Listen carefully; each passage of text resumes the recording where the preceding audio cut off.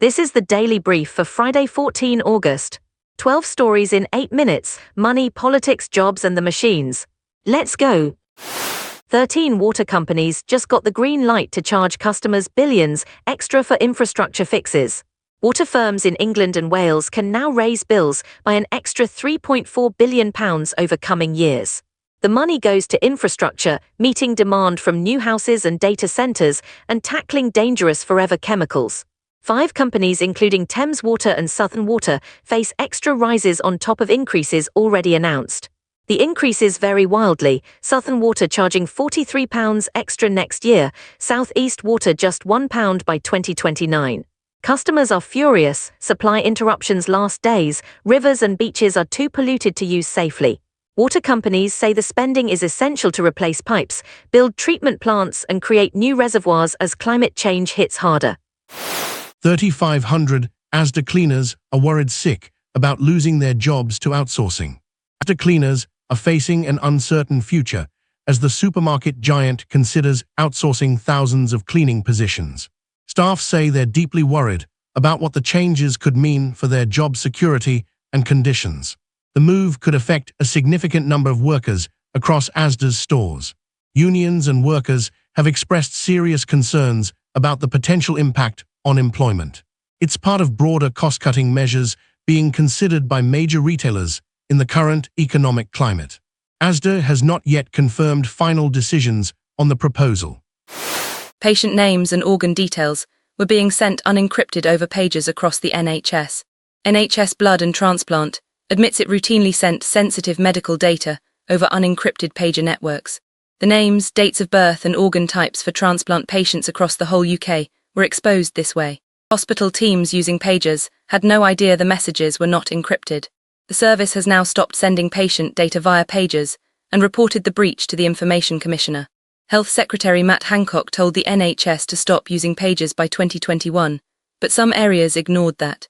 The BBC also found hundreds of messages sent by ambulance trusts, hospitals and fire services revealing mental health incidents, medication details and patient names. 5,000 sailors on an aircraft carrier at sea for 250 days are dealing with food shortages and broken plumbing. The USS Abraham Lincoln has been deployed for more than 250 days, with no return date announced. Sailors report food shortages, broken plumbing, water contamination, and severe mental health problems. Some service members have considered jumping overboard. One sailor went overboard earlier this month and was rescued by helicopter. Connecticut Senator Richard Blumenthal listed the hardships in a letter to Defense Secretary Pete Hegseth. Hegseth called reports of conditions completely misrepresented. The carrier left California in November and was originally scheduled to return in May, but has been repeatedly extended. Labour's crackdown on zero-hours contracts could cost businesses up to £2.9 billion a year. The government's own analysis shows employment reforms could cost employers between £350 million and £2.9 billion annually. Reforms will cut the number of hours staff can work before they must be offered guaranteed time. The middle estimate of costs sits at £1.1 billion. At the upper end, £1.2 billion would come from businesses forced to pay compensation for cancelled shifts. Skills Minister Baroness Jackie Smith said the reforms ensure workers are fairly paid, but business groups said the cost is disproportionate. Government analysis also found reforms could boost the economy by £10 billion through better well-being and productivity. The Trump administration is hiring 2,000 gamers to fill air traffic controller jobs. There's been concern raised about the hiring of gaming enthusiasts for air traffic control positions. The roles are considered critical to aviation safety, requiring extensive training and experience. Critics have expressed worry about whether this approach meets the necessary professional standards. Air traffic controllers manage aircraft movements and must make split-second decisions affecting passenger safety. The story has sparked debate about recruitment practices and qualifications for safety-critical jobs. Aviation authorities typically require rigorous certification before anyone can work in these positions. Quick break, a finished short video from one line of text. RealZ writes it, voices it, and edits it for you. Real footage, real voices.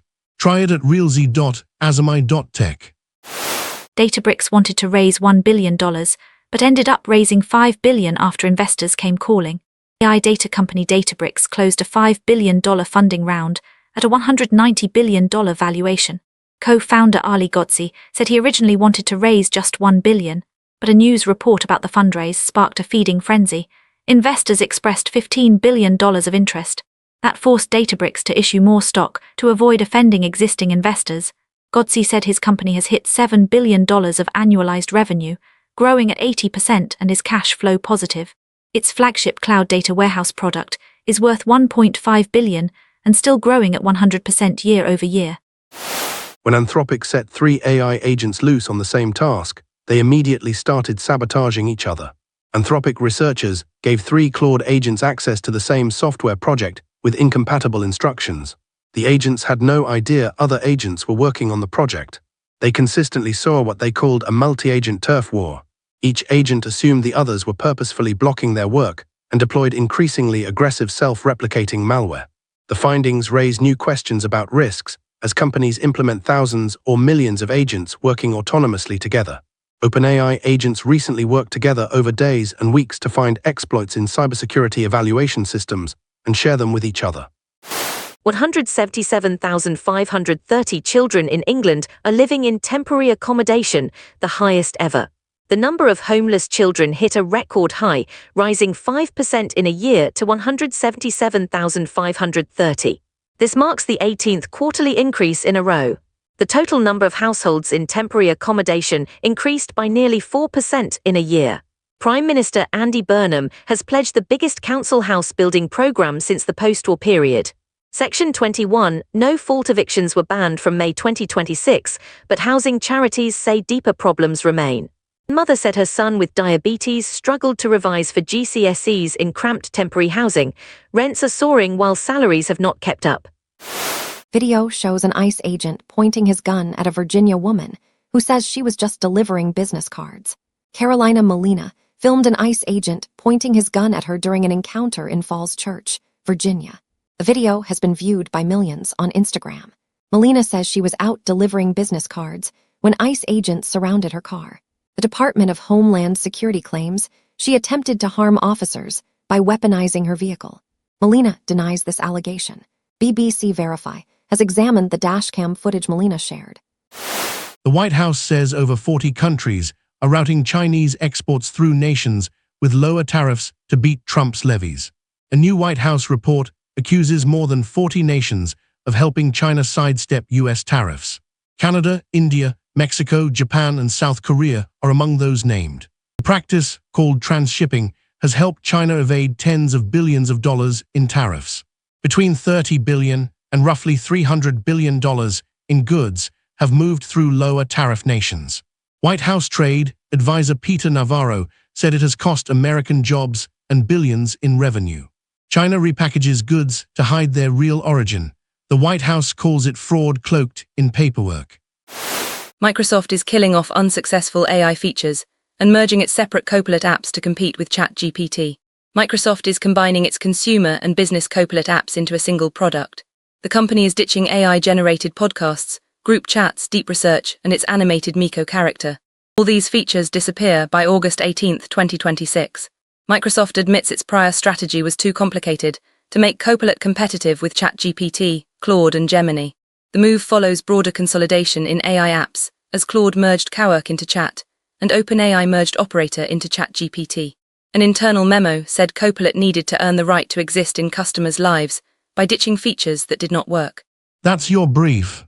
Every story here comes from a published report, and every source is listed below. Subscribe, and we'll do it all again tomorrow.